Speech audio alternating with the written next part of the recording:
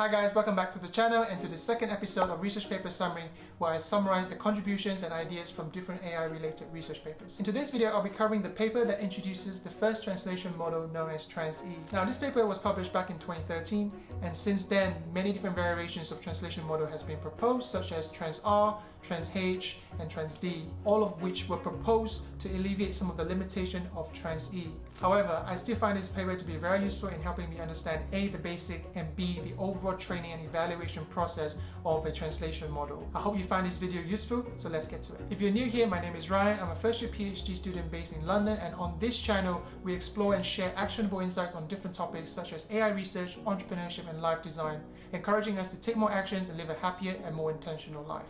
If these topics interest you, consider subscribing. Here are the timestamps for what we'll be covering in today's video. Firstly, I will set the context and summarize the key contribution of this paper. Secondly, we will dive deeper into the TransE model and its training process. And lastly, we will cover the evaluation and results. First up, context and contributions. The main objective of this paper is to encode entities and relation of multi-relational data into lower dimensional vector space. Multi-relational data is essentially graph data where the nodes represent the entities and the edges represent the relations. The difficulty with multi-relational data is that it involves dealing with different types of relationships and entities. This means that the model needs to be generic enough to capture all the different entities and relationships at the same time. Now, the key contribution of this paper is that it introduces TransE to learn entities embeddings and treat relationships as translation in the entity's embedding space. This means that if a triplet is true, the tail entity embedding should be very close to the head entity embedding plus the relation translation vector. Now, there are two main reasons why TransE was developed. Firstly, hierarchical relationship is very common in knowledge bases, and translation is a very natural tool to capture them. Secondly, research work at the time shows that one-on-one relationship between different entities type was able to be captured by translations in the entity's embedding space. This shows that it exists an entity embedding space of which we can capture the one-on-one relationships. TransE is a simplistic and highly scalable model as parameters are reduced since we only need one embedding for each type of entities and relationships. And results shows that TransE was able to establish strong results at the time of publication in two different knowledge bases. We will now dive deeper into TransE and its training process. Firstly, what does our training data look like? Here, our training data is a list of triplet consisting of head entity, relation, and tail entity. With the training data, the objective of the model is to learn entities and relation embeddings such that if the triplet holds, the head entity plus the relation translation vector should be very close to the tail entity embeddings. If on the other hand the triplet doesn't hold, they should be very far apart. Now, to capture this distance, we need a similarity measures, which in this paper is represented by this. In terms of our loss function, here we are trying to minimize the margin-based ranking function over our training set. As you can see from this equation, to compute our loss function, we are required to create and sample a corrupted set of triplets. This is because every triplet in the training set is a positive sample, which means that we need to have a very strong negative sampling technique to generate reliable corrupted triplets to train our models to learn how to generalize. The negative sampling technique in this paper randomly replaced either the head or the tail entity with a randomly selected entity from the set. Minimizing the loss function here requires low energy for training triplets. Note that for a given entity, its embedding vector is the same regardless of whether it is an head entity or a tail entity. In terms of the optimization process, here is the algorithm for TransE. We initialize the entity and relation embeddings using Zapier uniform distribution. We will then normalize the embeddings. At each iteration, sample a small set of triplets from the training set. For each triplet, sample a single corrupted triplet, compute the loss function, and with stochastic gradient descent, update the parameters. The training cycle is start based on the performance on the validation set.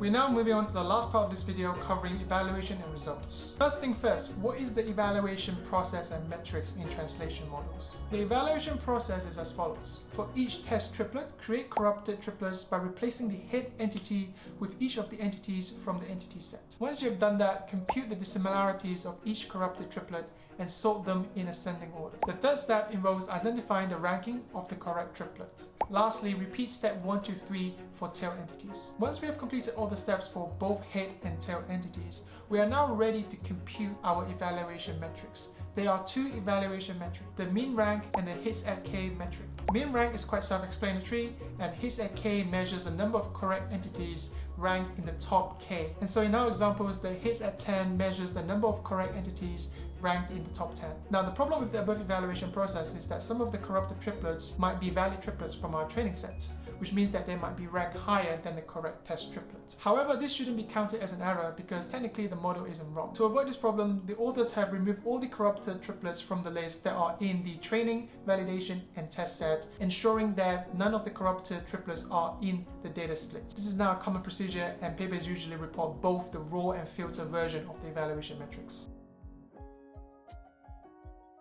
We will now dive into the results covered in the paper, starting with link prediction results. As you can see here, the link prediction results include both the raw and filter version of mean rank and hits at 10. The filter numbers tend to be lower than the raw numbers as expected, but in general the trends between raw and filter are the same. At the time when this paper was published, TransE was able to outperform all the different baseline models by a wide margin, despite being less expressive than some of the baseline models. Now, one of the key contributions in this paper is treating relations as a translation vector that's supposed to connect the hit entity embeddings to the tail entity embeddings. Now, to assess the impact of translation, the authors have created the baseline model unstructured, which is TransE without translation, meaning it simply clusters all entities that co-occurs together regardless of the relationships. As you can see in the results table, the performance difference between unstructured and TransE is huge, showcasing the impact of the translation term. Let's now dive deeper into the results and look at performance categorized by the type of relationship. Now there are 4 types of relationships: one-to-one, one-to-many, many-to-one, and many-to-many. The results here are the hits at 10 results on the free-based dataset. It allows us to better assess our TransE model. The result shows that TransE performs better in predicting hit entities in one-many and tail entities in many-to-one relationships. Unstructured perform fairly well in one-to-one relationships, but fail in all other relation types. TransE was able to score high consistently across the relationship types, although for one-to-many and many-to-one, it wasn't able to outperform the bilinear model SME.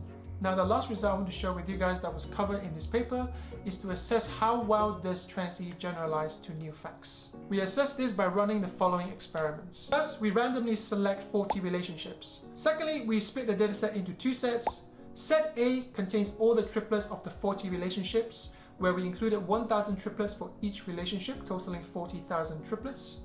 The second set, Set B, contains all the other triplets that weren't included in the first set. Once we have split the 2 sets, we now train the model using set B. We will then fine-tune the model using set A to learn the parameters related to the new unseen 40 relationships. We will then evaluate the model in link prediction using the set A test set. We run the above experiment with 0, 10, 100, and 1,000 triplets for each relationship in the set A dataset to measure the performance difference. And here are the results. The performance of unstructured is constant as it doesn't use the relationship information to predict. This makes it the best, quote unquote, when no example of unknown relationship is provided. TransE is the fastest method to learn. The hits at 10 is the highest at 18% with only 10 examples of a new relationship, and it continues to improve as the number of provided training triplets increase. The authors believe that the simplicity of the TransE model allows it to generalize well compared to other baseline models. And that's it for today. I hope you find this video somewhat useful. If you like this video, be sure to subscribe as I'll be covering more research papers in future videos. Feel free to check out episode 1 of the series where I cover a survey paper on knowledge graph outlining the research landscape in the knowledge graph space. Thank you for watching. I'll see you guys around next time.